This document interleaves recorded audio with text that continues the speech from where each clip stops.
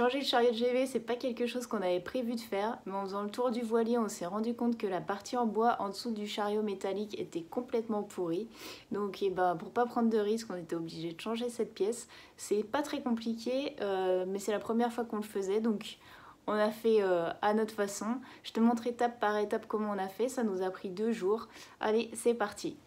Nous, c'est Clément et Vinny. On a pour projet de partir en voilier dans toute l'Europe du Nord et d'aller à la rencontre de personnes qui ont développé des modes de vie alternatifs, que ce soit par l'autoconstruction de leur maison, le développement de modes de cultiver la terre différents. On a aussi pour but d'aller à la recherche de plantes médicinales qui n'existeraient pas en France. Notre but à travers ce voyage, c'est de partager avec toi toutes les rencontres qu'on va faire et que tu sois ensuite capable de pouvoir appliquer ces découvertes dans ta vie pour qu'on puisse ensemble changer les choses avec plus de respect pour la planète et pour le vivant.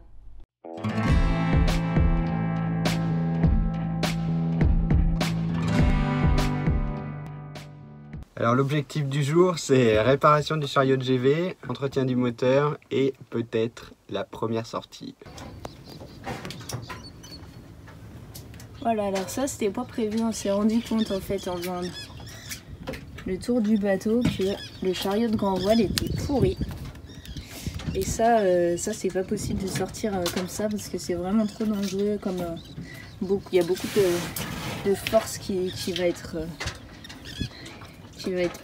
va porter là-dessus, donc il faut absolument qu'on change ce morceau de bois. Et voilà. Donc comme à notre habitude, c'est la première fois qu'on faisait ça, qu'on devait changer le chariot de GV. Donc simplement on s'y est pris étape par étape et on a un petit peu improvisé à chaque fois pour essayer de faire au mieux pour remplacer cette pièce. Donc une fois la partie de métal dévissée, on a simplement enlevé les 2 pièces de bois. Donc en fait, il y avait 3 tasseaux. Voilà le bois pourri.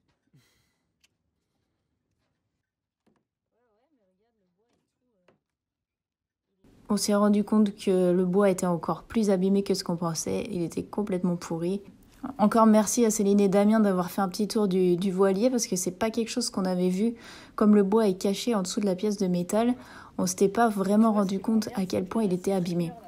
Et oui, on va voir si c'est faisable. Je sais pas comment on peut faire ça, quoi. Après ça, on est allé dans un magasin de bricolage et on a eu la chance de tomber sur un gars assez sympa qui nous a fait des découpes dans du contreplaqué marine. Heureusement qu'il était là parce que sinon je sais pas comment on aurait fait. Il a pris le temps et il y a passé 1 heure et il a réussi à nous découper des tout petits morceaux de tasseau qu'on va pouvoir mettre dans la gouttière et un tasseau qu'on pourra mettre en travers entre les 2 parties. Donc voilà, merci à lui.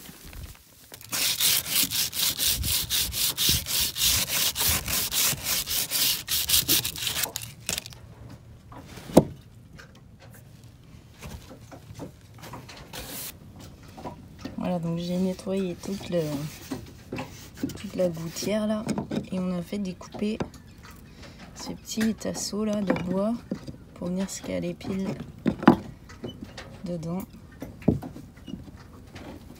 Donc c'est du contreplaqué marine en 1,8 mm.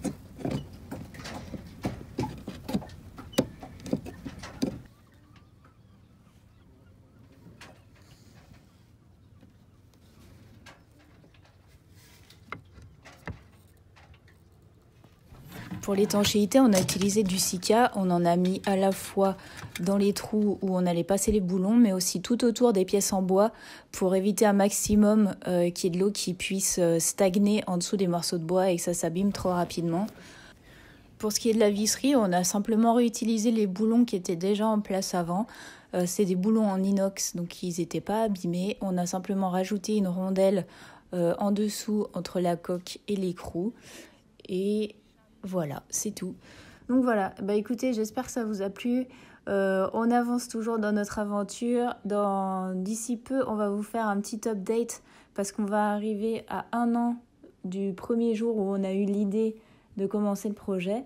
Donc si le projet vous intéresse, n'hésitez pas à vous abonner si vous ne nous connaissez pas déjà. En tout cas, merci d'avoir regardé la vidéo jusqu'au bout et à très bientôt.